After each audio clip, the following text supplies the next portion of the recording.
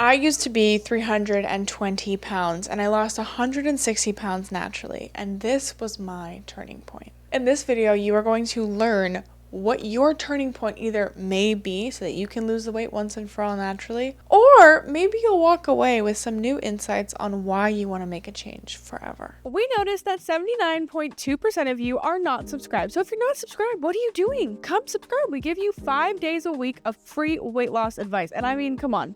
It's a pretty cool vibe over here. So I'd love it if you'd come join. We really appreciate all of your support. So please don't forget to subscribe. So Penelope, what was your turning point? What was the moment when you said, enough already? So I'm tired of being fat, sick, and tired, being isolated in my room, on my phone all the time, and addicted to food. When COVID hit, I was stuck at home with you. At that time, we were not in a good position together. So I really didn't like you, and I really didn't like me. That was the big problem. I was in a victim mindset all the time, and I couldn't walk up the steps. I couldn't leave the house. I couldn't wear clothes. Nothing fit me. I was wearing trash bags, literally. Like, I was wearing huge sweatpants that are like 3 times bigger than me, and I wanted to hide. I didn't want to be alive. I didn't want to be breathing. I did not want to be around people. I was embarrassed of how big I had become. I didn't even realize how bad it was until I was stuck at home. My turning point was when I looked in the mirror and I didn't realize or recognize who I was anymore. Myself had been gone. Like, if you look at my little picture of myself when I was little and me when I was overweight, they're not the same person anymore. But now, if you look at my little person and me, you can see the resemblance, which I always thought was a really interesting way that our bodies tell us we're like pretty healthy. It's just interesting. I say this all to say my turning point was when I couldn't walk up the steps, when I wasn't able to do things that everybody else seemed to be able to do, when I couldn't put this airplane seatbelt on because I was so fat, when I didn't fit in places I usually did fit. That was how I knew there was something really wrong and I needed to change.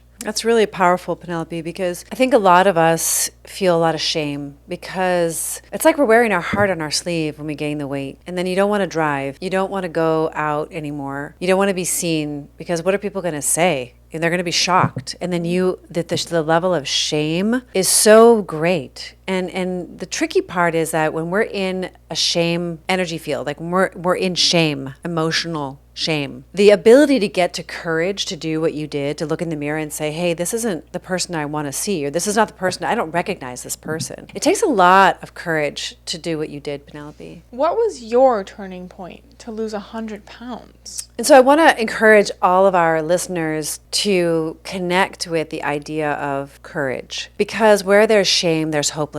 And where there's hopelessness, there's procrastination, there's inaction. And I get it. It just change is hard. It's hard for anyone, regardless of your age. And so my journey is an interesting one because my nickname in kindergarten was Fatso, and I was the only fat kid at my school. And I think one of the big turning points for me was when my good friend Erin, she probably doesn't even know this, she asked me to go for a run with her in my neighborhood. And I agreed to go with her. And I think she just really wanted to help me. She was a cheerleader. This was in high school? This was in high school. And I was fat. I was in a wheelchair from age 7 to 10. I was really not healthy either. And I did grow 7 inches in 1 year, which helped kind of lengthen me out, but I was still always pudgy. And like many people, I felt like I'd been overweight my whole life. I never remembered being slim. Even though when I look at pictures of myself when I was young, I was not necessarily overweight. So we went on a run, and ever since that day, I have included movement as a part of my life. And it's really helped me to maintain my energy level, my health. For me, the weight loss over time was really a natural consequence of different healing diets that I was trying to overcome a lot of the residual sickness that I had adopted from my childhood. So, for example, I had a heavy use of antibiotics, which left me with a very disrupted gut microbiome and skin that was really off. I had systemic acne, I had rosacea, I had rashes all over my body, and I really had to start to understand how to get healthier from a lot of different perspectives. First, the Western mindset, I did all of that, and then I changed, and then I changed, and then I changed again. And then I think the final piece that really had me slim down was after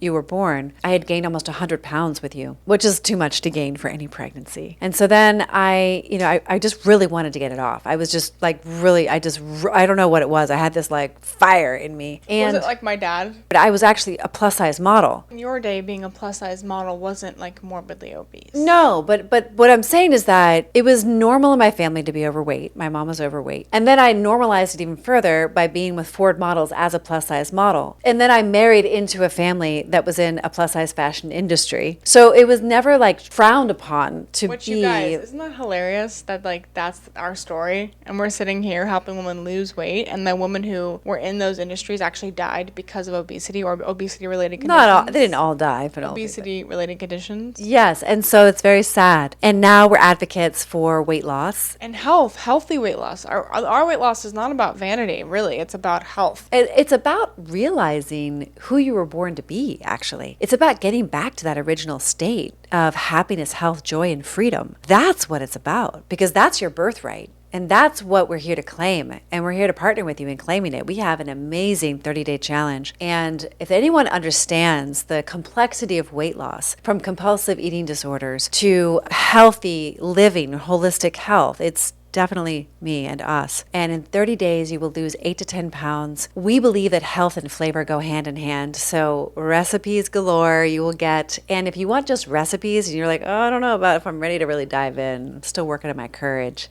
join our Substack. Definitely subscribe. It's $8 a month. We're giving you a ton of content, beautiful recipes that are just delicious and nutritious because we were making them every day in the kitchen and we love to share it with you. So this is a little bit of our story. It took us a realization. It took us a moment of clarity. It took us a moment of honesty, and we kept showing up for ourselves. And now it's like probably addicted to feeling really good. You know, like I will rarely accept an invitation to go out that's going to keep me out after 9 because I value my sleep so much. I love waking up feeling great. Me too. We don't drink alcohol because we just don't like the way it makes us feel. So if we're addicted to feeling great because when you eat all that junk, you go into like a food coma. And we don't go out with friends and like eat food. We go out with friends, we go for hikes, we go for walks, we go for art, but we do not tea, but we are not gardening, cooking, baking, but we don't go out to eat food or junk food or go to food festivals. Like you change your life, you change your habits, you change your places, you change your friends, your relationships change with yourself and others. You still have friends, but you do different things with your friends. And if they don't support that, then they probably don't support you, and it's time to look at getting some new friends. Well, yeah, I mean, a lot of things get revealed to you on the way to getting healthy. So we hope that you will subscribe to all of our social media channels, including X and Instagram, and subscribe if you haven't already. It means the world to us. We'd love for you to comment below and let us know which things stood out to you in this video and what you'd like to hear more of. Share this video with someone you love. When you share our content, it really helps